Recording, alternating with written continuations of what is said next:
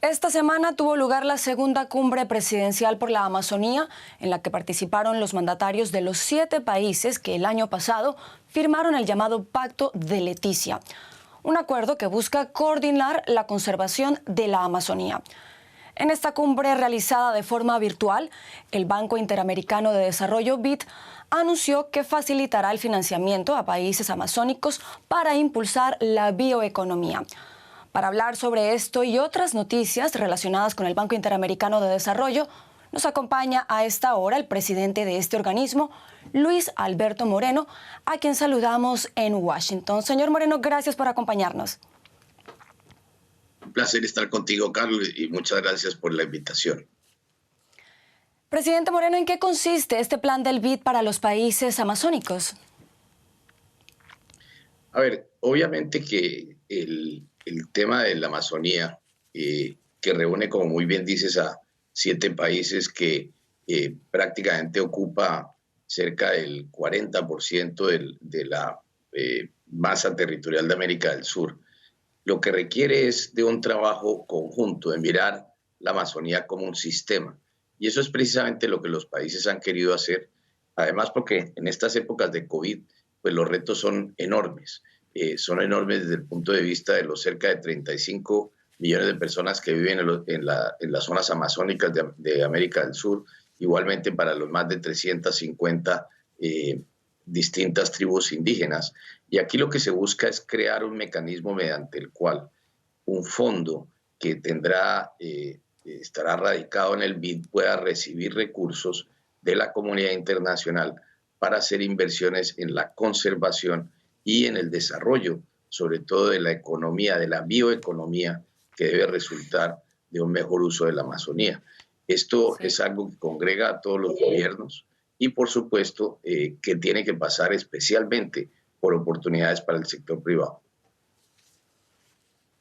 Señor Moreno, ¿qué tan serio es el compromiso de países como Brasil y Colombia con este Pacto de Leticia? Se lo pregunto porque hay reportes de que en Brasil, bajo el gobierno de Jair Bolsonaro, se destruyeron solo en 2019 más de 10.000 kilómetros cuadrados por la tala ilegal y la quema de tierras en la selva amazónica. Se dice además que Bolsonaro quiere vender el 15% del Amazonas a fondo de inversión. También hay preocupantes reportes de deforestación del Amazonas en Colombia. ¿Qué nos dice al respecto? A ver, efectivamente, y como muy bien lo dijo ayer el vicepresidente del Brasil, el presidente Hamilton Mourão, incluso las cifras de desmatamiento, las cifras de deforestación de Brasil de este año son justamente inferiores a las del año anterior. Explicó también cómo Brasil ha creado todo un esfuerzo conjunto interinstitucional que también trabaja con los gobiernos locales y con los distintos estados que están en la Amazonía, precisamente para contener esto, y también todo lo que está haciendo desde el punto de vista de orden público, de coordinar a todas las fuerzas del Estado para detener esto. Dicho sea de paso, lamentablemente, muchas veces hay gente que ha venido sembrando y quemando parte de la Amazonía en todos los países amazónicos, y eso es justamente lo que los países quieren tratar de aprender. Por ejemplo, Bolivia contaba cómo ellos, usted recuerda, el año pasado tuvieron enormes problemas de incendios, han venido creando un sistema para contener los incendios. La asociación que resultó del llamado Pacto Amazónico está trabajando sobre todos los temas asociados al desarrollo sostenible que se puede dar. Este es un tema enorme y muy, muy grande, y me parece que lo que hay que celebrar aquí es la voluntad política de la totalidad de los países que reconocen que tienen problemas, pero que están dispuestos a trabajar juntos para poder detener la deforestación y conservar un patrimonio que sin duda es de los países y ciertamente también de la humanidad. Bueno, hablemos ya directamente de la pandemia. América Latina y el Caribe llevan más de 5 meses afrontando el coronavirus. Nadie sabe hasta cuándo se mantendrá esta situación y, por supuesto, hay gran incertidumbre por el futuro económico de la región. Algunos analistas hablan incluso de economía de guerra. ¿Qué tan acertada o exagerada es esta apreciación? ¿Cómo lo ve usted? Bueno, la verdad es que, por ejemplo, en la última semana pasamos de tener 5.100.000 casos a casi 5.700.000 casos. América Latina lamentablemente es la región del mundo que más está sufriendo por cuenta de la pandemia. Y efectivamente eso no solamente tiene efectos sobre la vida de los ciudadanos de América Latina y el Caribe, sino también sobre la salud de nuestras economías, tanto así que todos los cálculos económicos coinciden en que vamos a tener una contracción cercana al 10% este año en nuestra región. Y independientemente de esta contracción económica y de todos los esfuerzos para contener la pandemia, es igualmente cierto que todo lo que tiene que ver con la curva de ascenso de desempleo y de pobreza es enorme. Y esto nos va a lamentablemente retrasar tantas ganancias sociales que logramos en los últimos 20 años que no han sido menores. De tal manera que América Latina va a requerir un esfuerzo muy, muy grande para poder retomar el crecimiento. Las decisiones que se tomen en los meses por venir van a ser determinantes en cómo encontrar otra vez ese crecimiento y vamos a requerir muchísimo de la cooperación internacional. Señor Moreno, en todos los países ha habido mucha polémica en torno a si se mantienen cuarentenas estrictas o si se reabre paulatinamente el comercio o si se vuelve completamente a la normalidad. ¿Cuál de estos escenarios cree usted que es el más apropiado para minimizar el impacto en la economía sin poner en riesgo tantas vidas? A ver, sin duda que todos los países del mundo, los desarrollados, los de ingreso medio, los más pobres, todos sin excepción, han tenido que aprender a, como se dice, nadar nadando. O sea, este no es una ciencia exacta. Se han creado todo tipo de protocolos para abrir ciertos sectores de la economía intensivos en mano de obra, gracias a discusión, por ejemplo, todo lo que tiene que ver con los temas de obras públicas o lo que tiene que ver con la construcción, que en países como los de América Latina tiene un enorme efecto sobre el empleo y sobre la economía. Pero indiscutiblemente esto solo puede tener éxito en la medida en que venga acompañado por un fortalecimiento muy importante de los sistemas sanitarios. Quiere esto decir tener más camas disponibles, más unidades de cuidados intensivos, pero también poder tener mucho más número de testeos por cada millón de habitantes e igualmente todo el proceso de trazabilidad para entender cuando una persona pudo haber estado expuesta a alguien que tenía el virus pueda ser rápidamente confinada, de tal manera que esa persona a su vez no se vuelva un propagador del mismo virus.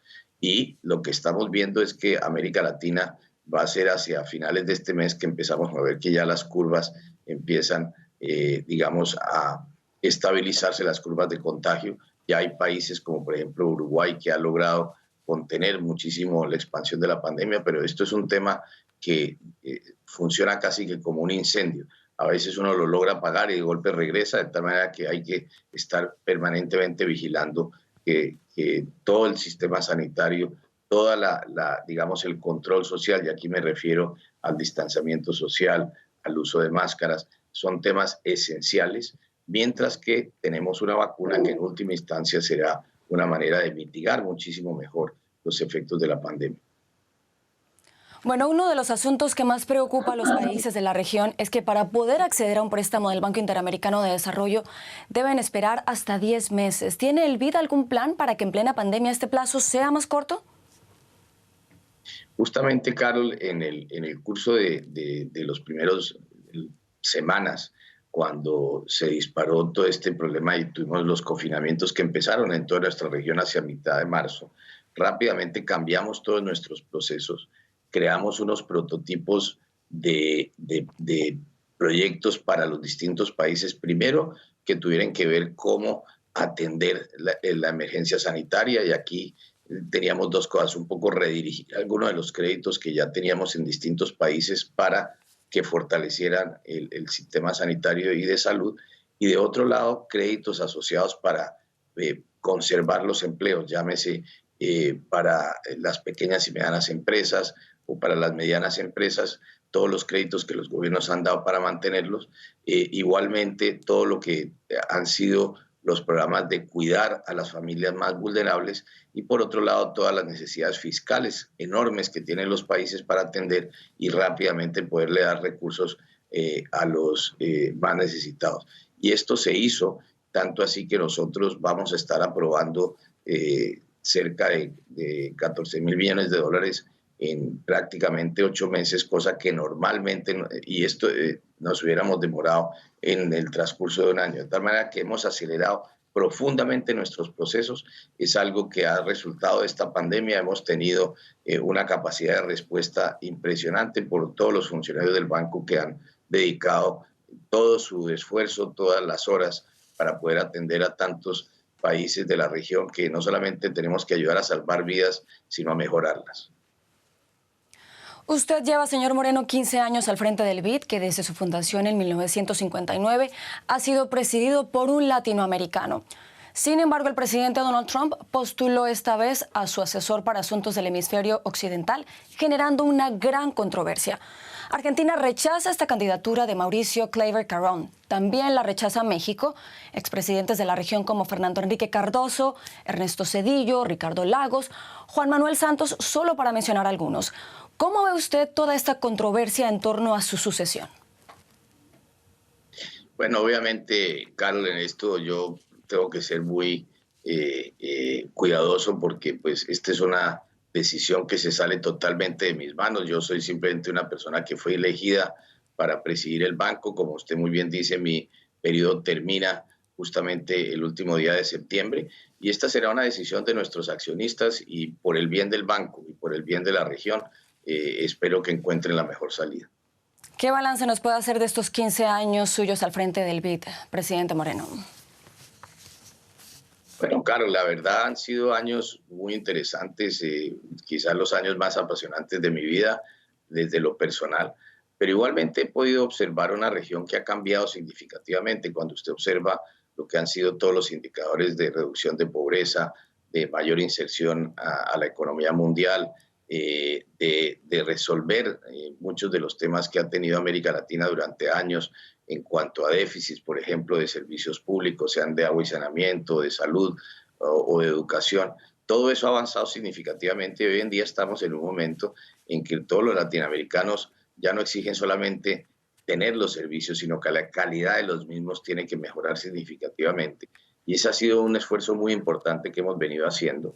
De otro lado, hemos fortalecido significativamente toda la parte privada del banco para atender las enormes necesidades que hay en la región, sobre todo alrededor de proyectos como, por ejemplo, proyectos de infraestructura o de desarrollo de la pequeña y mediana empresa que se hacen desde el sector privado, que tienen enorme impacto en el desarrollo. Eso lo hemos hecho a través de BID Invest, que fue algo que realmente transformamos de manera muy importante. Todo lo que hemos hecho alrededor de cambio climático, hoy por hoy más del 30% de nuestra actividad de crédito, justamente con la iniciativa del gobierno alemán nos permitió hace ya 14 años empezar un proceso en el cual hoy en día el banco se sitúa a la vanguardia de los demás instituciones multilaterales frente a los temas de cambio climático, de conservación, sobre todo de ayudar en todos los temas como el que hablábamos de la Amazonía, y en fin, todo lo que tiene que ver con cambio climático, todo lo que tiene que ver con los temas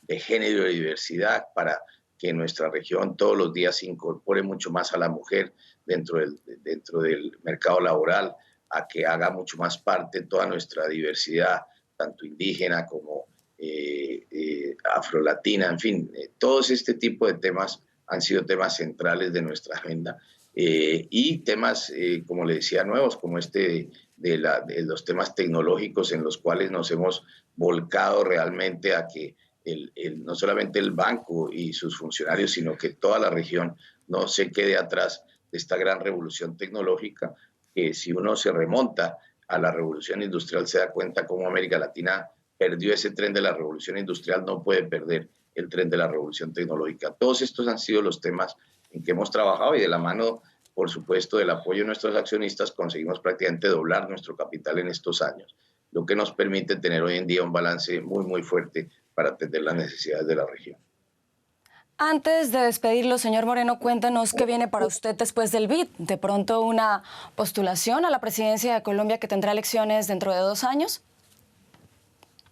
No, la verdad, Carlos, yo por el momento voy a hacer lo que cualquier persona que ha estado en un trabajo tan intenso como es la presidencia del BID o antes de esto, como usted sabe, 7 años de embajador en Washington, también un trabajo muy intenso. Lo que voy a hacer es tomarme un tiempo voy a no hacer mucho, a cuidar de estar con mi familia, con un nieto que tengo ahora, y cada día trae su afán, veremos a ver qué viene. Es decir, no descarta una posible candidatura a la presidencia de Colombia. No, la verdad no ha sido, digamos, yo nunca, digamos, he sido una persona pensando en la política en Colombia. Yo creo que hay muchas maneras de contribuir al país y yo no me veo de presidente de Colombia, me veo más bien como una persona que seguirá ayudándole a los retos de nuestro país. Señor Luis Alberto Moreno, presidente del Banco Interamericano de Desarrollo, gracias por habernos acompañado en Deutsche Welle en español. Muchas gracias, Carlos.